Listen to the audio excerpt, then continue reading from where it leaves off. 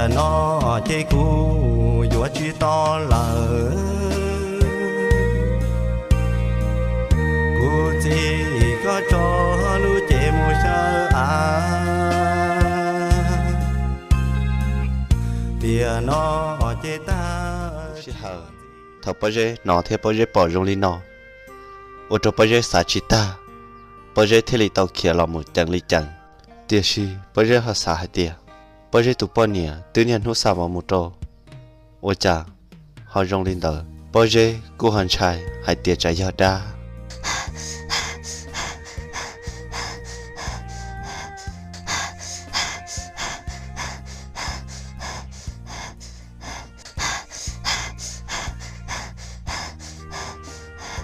ba tụi bà ta cũng chỉ đã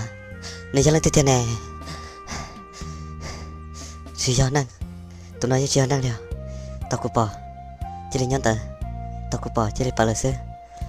thiên là chẳng hay tiền nếu bỏ thiên là bỏ cái gì ai ôi cha cháu trai luôn đi như chỉ giờ năng thiên ôi cha giờ này chạy con giờ cháu luôn đi ai giờ lên tiếp theo giờ giờ đã đi rồi ôi cha nó học bỏ hả tiền cô nhớ thì cắt chuột thia, chả chỉ tao ra đi, giờ cô nhớ, mà tao mà đã chỉ thế này, người kia tên này nó một sai sao, nằm ở trong tu, người kia nhỏ khoảng cầm máu một trong nó nè, người kia tên tiền nhớ rồng nó nè, ôi chàn, nó sẽ sửa hay nó này, cho tao nó, để cho đã chỉ tiền, cái lẽ giờ đã chỉ là chỉ chỉnh chân, ta xin nó, sẽ cười tao một sai, cô nhớ ổn đây cho, sẽ bỏ mắt chân lên này hay. Chạy trong câu kia, chẳng cả một trâu của niên nó, em của niên chắp đá lỡ, giờ lỡ, ôi, ôi cha thế này một chuyện trong đi, chỉ tụt ta lo, chỉ tụt thia, ôi cha nói từ, cho nó trong tờ thia, ôi cha dùng gà tít trăn nếp phò, dọn trái tam phần tờ liò, đuôi, rồi nó, của trên chơi cơ tôi liò, tôi chơi trắng liò, bơ, cơ mà đã chỉ lo nè, có phải hai tôi chơi trắng đã chỉ nào lò, bơ, mà đã chỉ à, bơ, của hai con ta làm mà, bơ, ôi cha có là hai lý con trâu của nó, có thể của, ý chỉ một kẻ cháu kẻ chỉ đã chỉ, ôi nhiều khỏi xin chỉ thấy rồi sư. Ôi cha có hai lý co của nó, có chỉ son cho nên hiểu cái trong lý co, cũng chỉ tao một cái cháu cái chỉ thôi có lại, bà lại, vâng, giờ lý co hai làm mà, chỉ tao một cái cháu cái chỉ đã chưa, từ khi mà, cũng chắc có đã phò sữa, có không một đã chỉ lo nó, thằng có chỉ soi trả cho cũng chỉ chắc có đã phò sữa nè, cũng chỉ tao xài tiền có tua, vâng, có chỉ soi chỉ, cũng xài tiền, chỉ có giấy tôi lấy tôi lần, có dùng một của tôi nó, cũng theo hai liên tờ sữa vâng, vâng, ôi cha có dọn xài luôn nè, cũng chỉ trả cho có lên làm mà, có xài tiền, cũng giấy tôi này. Khử lại hàng nó lo, ôi cha có chỉ sẽ có thực hiện cho năm bà, cô sai tia, tôi vô khử lại, tôi ở trong trai mà có bao, cô sai tia có chỉ lên một giờ có, xong bao hồi nữa có, có, thì giấy tôi nên, rong thế lòng bà lo, có xong bao hồi có, xong chú thò là bà, có hàng nhau lúc rồi thế nào, cô chơi cho một chồng bát tết xứ, cô nhớ chỉ giấy tôi nên xếp hẹn một lý có hai đi bà, làm bà, ôi lên ta làm mà, thật gì à, giờ lý có hai. Cô nhớ tao lớn lên rồi hả xong nè, con này có hai nhóc họ tương nó, nhớ lên tới nè, cô sai tiền, con gà tan hiệp phở lọt tạm một coi chơi, có giờ là một của tôi nói, cô thấy hai lên tới đâu có sao, thật gì nè, thật gì à, có giấy tôi này rong cơ, làm bờ, giờ lên tới, có nhớ tao lớn rồi hả xong bây giờ, giờ lên tới, có bao từ hồ bao giấy nọ, bờ, cô chỉ bao, chỉ mua, cô chỉ bao quý lần sư, cô chơi giờ bao giấy ta, giờ mua đã chi, có xài đã chi nọ, nhớ tao lớn rồi hả xong, chúng mua quý lần, theo hồ bao giấy sư làm bờ. Có dù hai cụ đã chưa? Bà, bao giờ chị dạy cho con thật bây giờ? Con đâu rồi cụ giờ thả đã chỉ đâu con à? Giờ thì có giờ bao giờ tiền? Giờ mi tu thọ có một rong sữa giờ hai tiền. Chỉ một con tuần chỉ cụ chê cụ tuần trai lợi, cụ giờ chỉ bỏ cụ tu mi tu giờ chỉ tàu đơn để hai lù lỡ mi tu. Tại sao hai lý có những chuyện lý chào tại kỳ xích chê có tụi mình tôi tôi sẽ có lời mà cụ bài đó có nhớ tí gì cái chuyện gặp có một trâu có nó cụ bài lời nữa tại cụ một lay sắp bơ tí lúc cá chùa mấy tôi nhẹ bao lâu nè hai trâu cụ hai tia có do cụ một sao tả lời lúc rồi hả xong chê có cụ một hai trâu nữa tụi mình tu hùa bao giờ còn một sai nữa nó chắc trái ba nọ giờ hai tia có do chê có chỉ một sai xe có bộ một nhẹ nhớ tiệc cá chùa giờ con mua nó chè cả chỉ một sai năm ho cùng một tuần à lại oxy cùng một giờ tí lúc cá chuột tí ít tôi nhiệt tài lâu nếu chắc trái pla của tao tí bó mỏ nếu tao thầu của bó mỏ của thiết tao mất của bó mỏ cho nó là chỉ bảo hai tia tứ tàu ít nói ít món non gì là xéo trong đi cha là em bây giờ con niệm mà vâng nếu mà chơi thì tia lo nếu mà chơi thì có hai ta giờ thì mà chơi thì có hai chỉ cùng một lo giờ lên tới tôi bắt ta cũng chỉ là kệ nếu giờ có thế lo nếu bây giờ có thế nào cũng giờ tôi sao cũng niệm mình nhớ thì khác cho lại tia hàm vâng giờ lên tới có hai lý có giờ cũng niệm em có bảo cũng niệm trong đi cha nó vâng có hai lý có bắt ta con chỉ là thế nào cũng một lại cũng nhập khoa là trường được kia nó em cũng là bảo con nó xứ cũng chỉ tâm chỉ có khả tư liệu họ cũng bảo con nè cho nên dân chắc chắn là nếu tôi chỉ muốn cho nếu tao ý là tôi chơi thọ cũng hai thì cũng bằng gan mỏ ta tỏ cũng hơn thì ít bỏ mỏ một lại tôi nào xí thì cũng chỉ đến mỗi cũng bỏ mỏ cho con nè là xứ chỉ bỏ hai tiền này tôi muốn sai con nè là lo chỉ tao mỏ vâng gia đình tao chơi qua cái trong tao em cũng muốn lo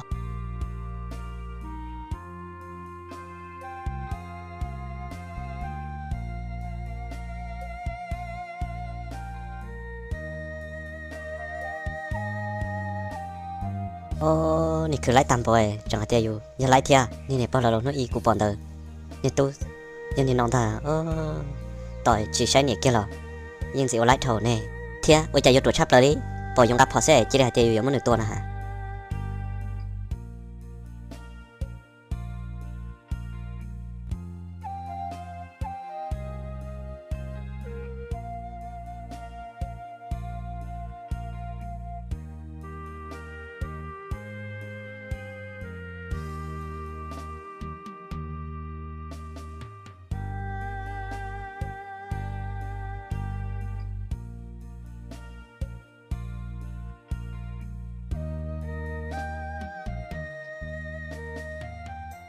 ba cô có xả lý trà sơ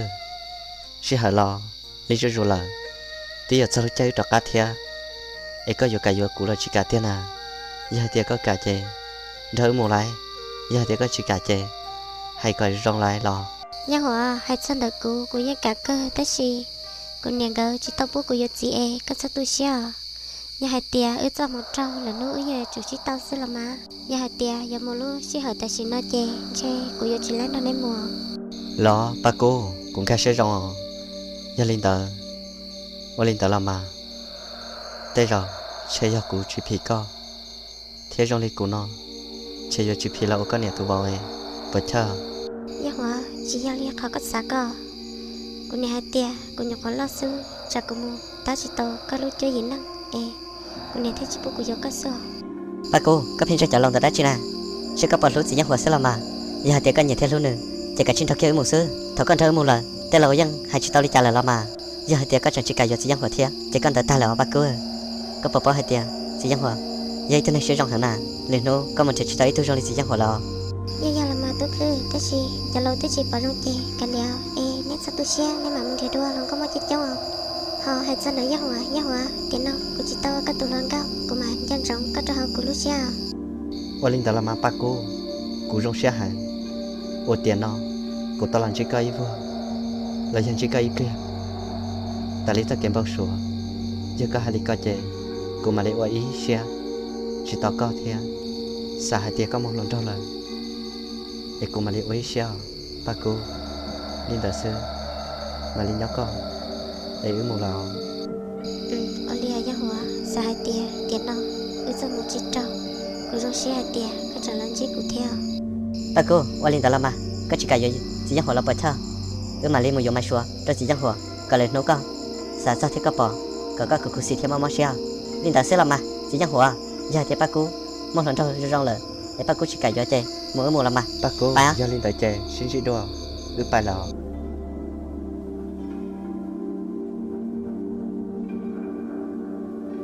giá hòa cái nhà của tiết tia là con là đa của xưa nà tay của nhà hai nó chơi của nhà là đa của xưa nhà hai tia nếu lối dùng lối nữa là chỉ dùng ở nhà chủ rong xứ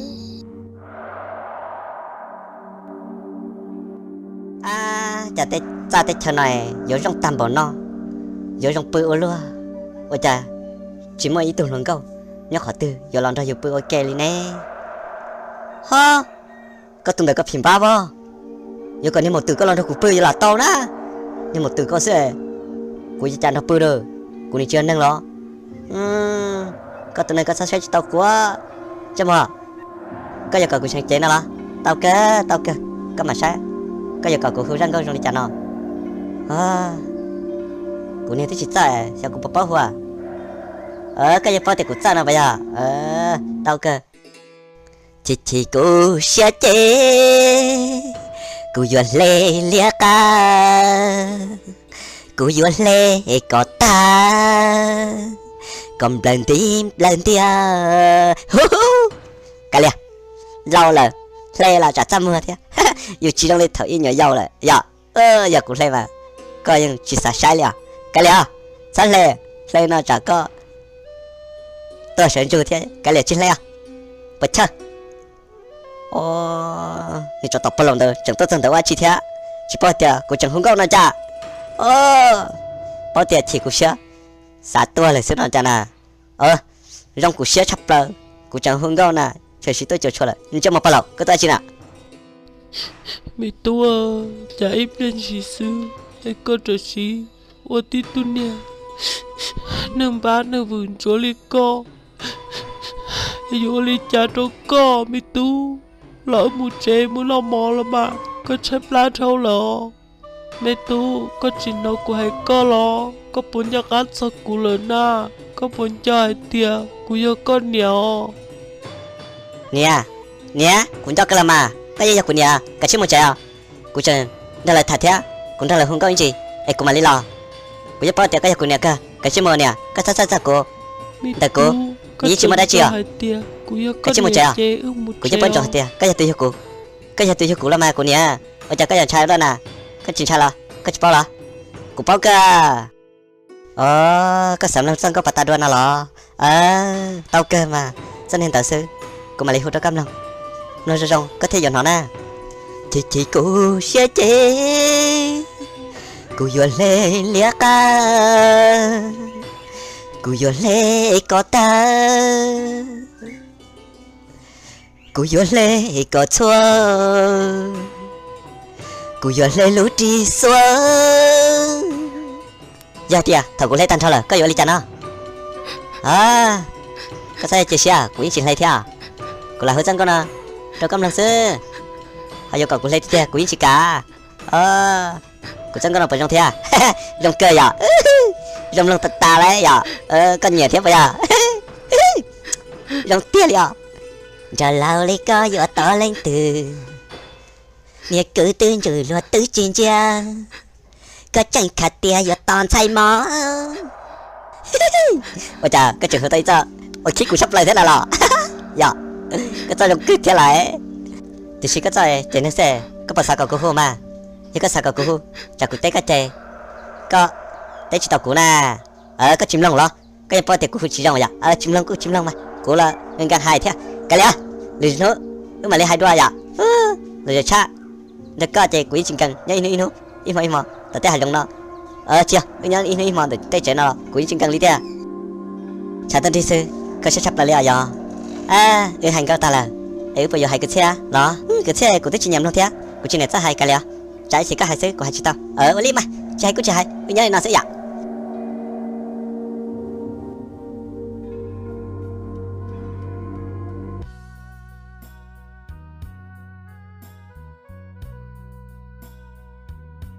mày xua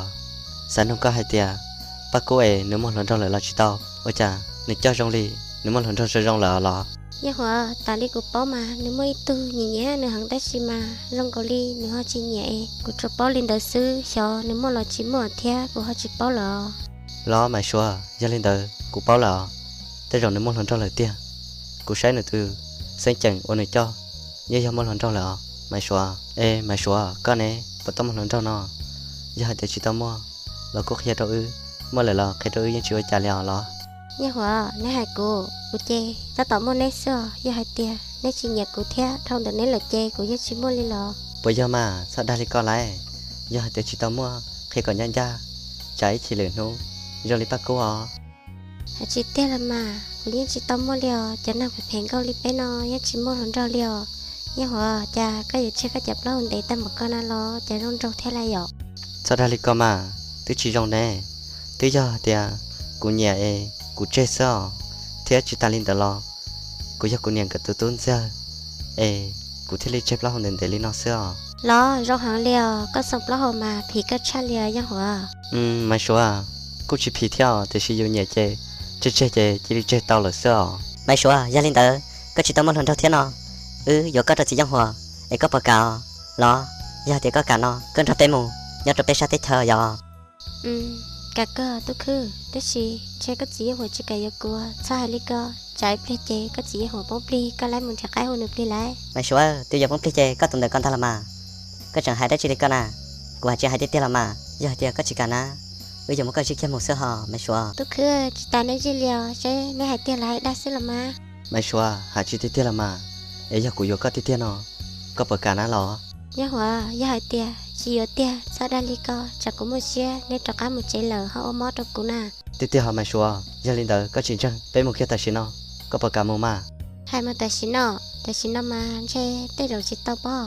nè mày xóa có chuyện đã ư li bắt cú thế lo gia linh tớ thầu tư có thể cả mù nó có chỉ cả một tài xí nó nè tôi khứ giờ hai tiền nếu giờ của tiền nếu chỉ đã của nó ta kỳ nếu sợ nên gió lòi bé mà mò lo mày xóa gia linh tớ nhân trong cái chả luôn à ta kỳ mà đi lo cho co gia linh à ô lên đó tôi khứ chơi mà nó của giờ bự chỉ cho ra liều mày xóa gia linh tớ nhắc có chỉ đã ư bỏ gia linh tớ con bay ta kỳ sơn dân gió ư lo chơi bé mùa ô lên đó là mà giờ hòa chân trong đấy cho luôn á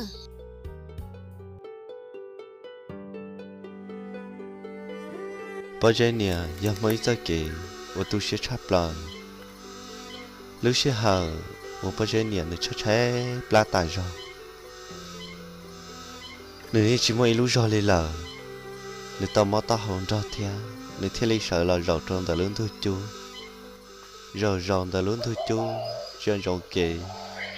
là chỉ bỏ bây giờ tôi lì nếu thế lý tao vào trong đời thôi chú số cho bà chế ôn run riêng là sư bao giờ mà chỉ trâu xuyên trong kia tôi chỉ tàu cho bao giờ nhẹ đi chỉ bao hai tiền sau bao giờ yêu tuân giáo bao giờ nhẹ lọt xin trả giờ ra kia tu xuyên giờ hai tiền bao hai tiền bao giờ nhẹ mò chơi rồi giờ giờ kia của tu xuyên trong tập bao giờ luôn nên vì hai tia tứ ôn rút gì là lo chơi vô tàu ôn rút nè做梦gì thia bao giờ nơi giờ ít tu này phê trâu thia chỉ ta linh đờ lo nữa lúc này chợt nhẹ chỉ muốn gì là cứ cho nó là nơi thế này gì xia mua yuan tu bán chùa em nói chủ mỏ sữa lọc bột cha chùa lò lúc tao gửi nhà tu chỗ mấy lúc nên cho lộ uang bây giờ thế li tao mua yuan gấu kia ta tỏ mua yuan gấu kia tu nên sẽ phê cho là chỉ bây giờ nhà sư vậy ra cái món xia vậy ra cái tu xia lọ bây giờ như chỉ bao hai tiền bây giờ tu bao nhiêu nhưng我错呀做bây giờ nhiêu bây giờ là chỉ hai giờ ít thôi rồi chùa 我只保错呀，还得去了金卡些，保着天里到这，再给咱年肉里闹。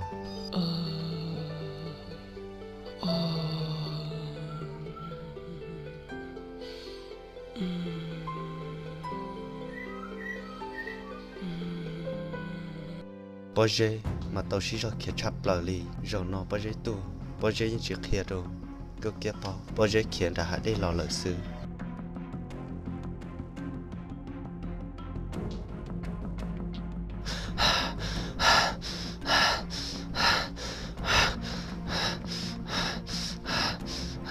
Lúc xưa hở, thằng bảo着kia tôi một trămตัว trong tất cả chùa, bảo着sao là nó, bảo着gì, rồi bé bảo着nhẹ khai chơi bự. một trò bé bao giờ nhỉ lúc họ chú ôi cha bỏ bao giờ nhỉ bự tí bỏ bên thu chú ôi cha họ chia bự trò sổ cha bao giờ bông xuyên thả ôi cô nia câu lấy cha lo cô tôi là ra ha cô nia thì câu lấy cha con máu khỏi tiêu lúc xưa hở thọ bao giờ hồ lên nó rồi bao giờ nhỉ giết chỉ nó bao giờ nhỉ tây lò lì bao giờ thì bông xuyên thả hai tia rồi nó chế gia đình cả hai lời tiền bao giờ thiên lý tao chẳng trong bài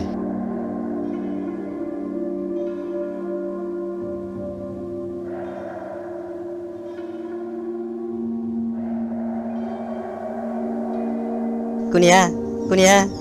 giờ chặt đôi cái lò mà có khó tiêu cô tôi là sợ lo cô nia có phần nào là ha sợ lo cô nia giờ đi chặt đôi cái lò tiêu có khi cô sợ mà có khó tiêu cô nia ôi chả có hơi trong đi nó mi tua mama cô la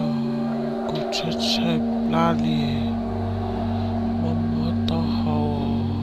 có một cái từ lại có chuyện cả mà tao cũng nó là mi tua rồi nó cô yêu tôi cô yêu cho có chê có yêu chín đó luôn một nẻo mi tua cô nia có chỉ sao hai đi co cô thật xin ơn đó thế cô muốn cắt chuột cho con nhá thế cô muốn tao chơi tôi cho con nó lại cô thế chỉ tôi thấy cái thế là mà cho con nó xưa cô nia tôi cả nhá sao mà tôi cho con nó ấy nhá sao mà tôi con nó ôi cha có chép lắm mà nè ôi cha thế nó có sự khác đâu cô so cô nia nhá phòng ngắm mà tôi cho con nó là hà lo tôi hiểu nhá hay tiệt có khi cái chơi cậu cũng muốn tao chơi nó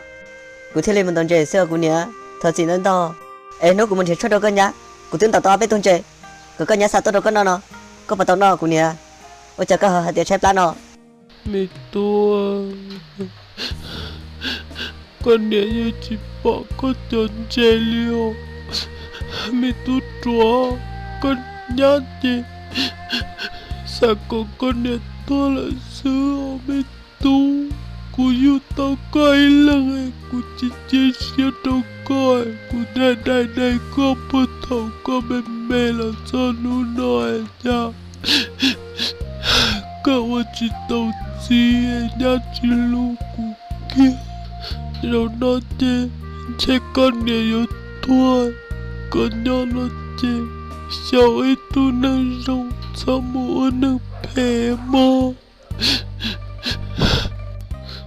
giờ hai tia con nhà chỉ rong ấy con nhà tua là nó chơi ai mà có sống đó không có gì ai có rong li tê trời luôn thế sai tàu co mà chỉ sao chơi tụi nhà rong li lai li co là mi tu ôi liều cô nia có chỉ thật sao cô tôi trả lời cô mà lấy cho con một chế là cô ấy có một chế cô nia có nhà chủ trong sư có chỉ thơ sao nhà chủ lấy trả lời cô nia có chỉ chơi plan là chơi mới cuộc hỏi mà tôi có nói chơi một chế cô nia